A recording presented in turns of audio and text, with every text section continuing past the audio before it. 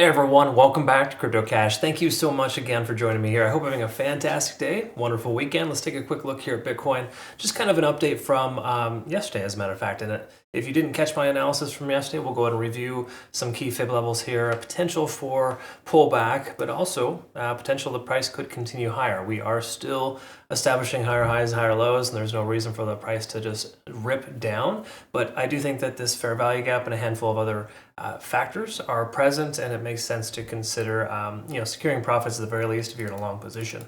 You should have secured profits between 64 and 65, honestly, because just most liquidation levels have been swept. So it is important to recognize that that's not too big of a thing, but there's still some left upwards of 67K, which is at that macro point of control. So we're going to take a look at that. And if you are new or you've been watching for a while, thank you again so much for hitting the like button, commenting below. Deeply appreciate all the support over the last few years. It's been a wonderful journey. Here's to a few more, right? So let's take a look at Bitcoin liquidation first. So double check this here. We can see a ton of sweepage, if that's even the right word, where the price action just got totally destroyed on the way up for shorts. And at this point here, we can see a lot of late shorts at 65K. That makes perfect sense. That's that resistance shelf. There's some specific areas of retracement there. And then we can also kind of see upwards of 67,000. There's kind of heavier concentrations. So what these are low leverage shorts, and these are high leverage shorts, right? So there's a difference there. You're generally going to see lower leverage further away, right? And that's where I prefer to be personally, just because I don't like to be another statistic. But either way you look at it, if we take a look here, we kind of zoom in, 65K, of course, just above, 65.3 more specifically. We got some pretty chunky amount of liquidation. Nothing quite as big as it was at 63,000, but still it's growing, right? Because again, new shorts are entering the market, just like we are as far as it's concerned. And it would make sense for Bitcoin to pull back. But once more, Bitcoin's consolidating in a range on a weekend. It's not really trustworthy. It's hard to trust this.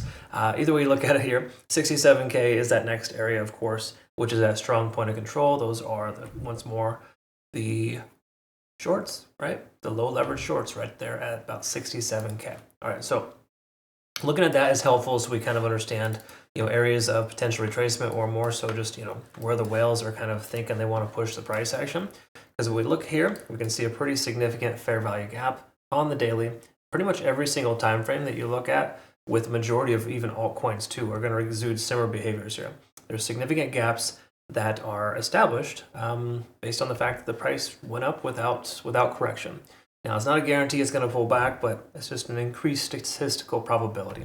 And again, if greed is any measurement, if you look in its history, every time there's been a fair value gap, they've all been filled. It just takes time, okay? So while it may not happen today, I think the likelihood of seeing that area essentially retraced back to would make a lot of sense. And again, that's as low as about 61,500. That's that previous resistance range, which is hypothetically the new support. Okay, so 61.5, 61.7 right in there. Okay, so just know that's present, all right? What else is present? Well, let's take a look. Looking at the daily time frame, we're still over 50 on the RSI now that we've broken above. We've stayed above, and that's a good sign. Stochastic is getting close again to being maxed out.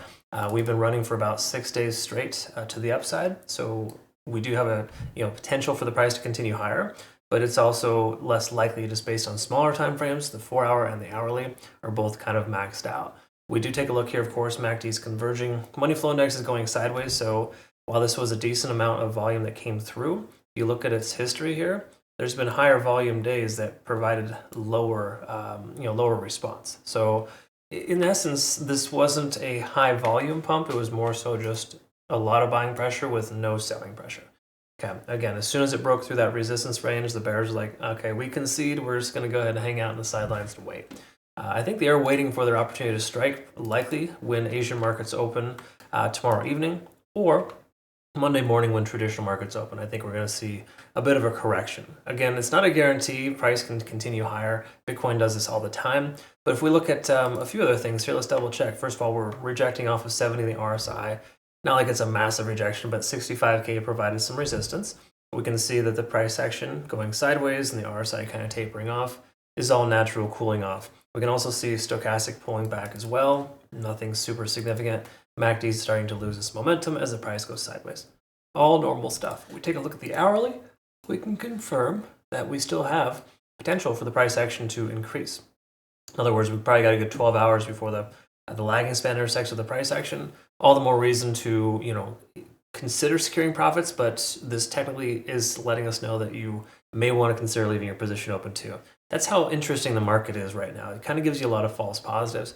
But again, when things get kind of like aggressively bullish and greedy, you want to be careful kind of jumping on the bandwagon.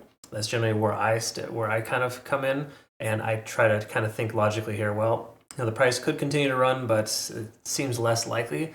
I think this being a weekend is not very trustworthy, so I wouldn't do too much this weekend personally. I don't really trade weekends too often, so that's just me. But again, I try to limit my risk because weekends are just so weird. Like they have strange pumps, they have strange dumps. It doesn't make a ton of sense. It can be hard to kind of gauge. But what we can gauge here, let's go ahead and just talk about the Elliott in the room, right? And what we see here is effectively we've got our first wave up, second wave down, our third impulse wave that is likely hit its top. And if the price doesn't end up pulling back, it's common to see 0.382, 0.5, or 0.618. Those are like kind of three areas there. My money is on 61,700, filling that low fair value gap on the daily, and then essentially bouncing from there because that was the most recent high, and it was established as a very consistent resistance level, okay? So therefore, we can presume it's going to be a support. Does the price come down to those levels exactly and bounce? Sometimes, but not always, so it might be best to presume that we may not come that low, but I think the odds are fairly high considering we have fair value gaps on every single time frame.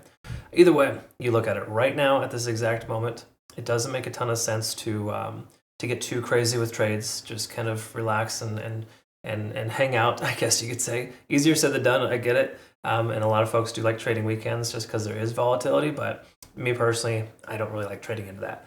Having said that though, when it comes to our Bitcoin short, I think we're going to be just fine here. There's no reason for the price to take off at this exact moment.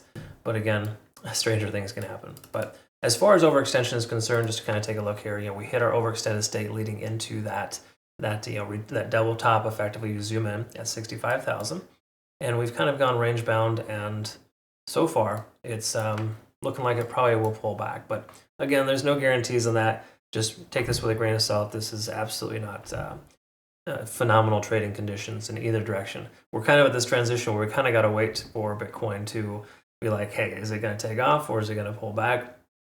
I'm thinking it's going to pull back just based on a lot of complementing factors. But again, most indicators are saying it's going to go up too. So really just usually when you see that kind of conflict, it's best to avoid trading. Yeah. So anyways, that's kind of where we're at there. All the info here is will be posted on our Twitter, Telegram, and Discord. I'll post our playout charts here shortly, and just kind of give you perspective if you're not familiar. I provide those to you daily. So thanks again so much for watching. Look forward to seeing you next one. Have yourself a great rest of your day and a wonderful weekend. We'll see you soon.